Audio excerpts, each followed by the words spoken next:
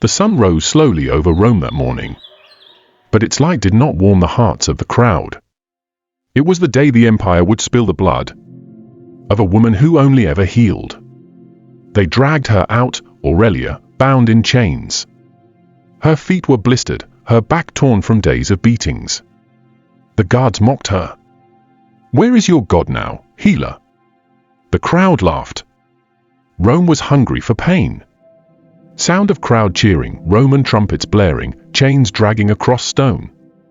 They tied her to the post in the center of the arena, stripped her of dignity, and raised the scourge. The flagrum, a Roman whip lined with bone and metal, tore into her flesh. Once, twice, again, and again.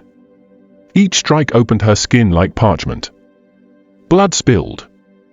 Her body shook, but her lips whispered prayers. In the crowd, the believers in Christ stood silent, weeping. Men held their wives. Mothers shielded their children's eyes. Some fell to their knees, trembling.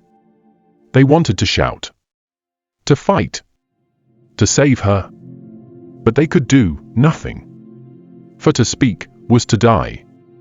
After the scourging, they loosed her from the post and threw her to the ground. Her body could barely move. Her hands reached up, not to beg, but to bless. "Father, forgive them," she whispered. And that was the moment the jeers faded. Sudden roar, the gates open. A lion appears. Then they open the gate. A lion emerged, hungry, snarling, eyes locked on the bleeding figure. But Aurelia did not run. She did not scream. She lifted her eyes to the heavens and smiled. "Let my blood be a seed," she whispered. "May the fire of truth burn forever." The lion charged, and Rome cheered. But heaven wept, and among the broken believers in the stands, a young girl, her blind sister Cassia, began to sing. A fragile voice begins singing a hymn, echoing softly over the cries. The hymn rose like smoke, like a prayer from ashes.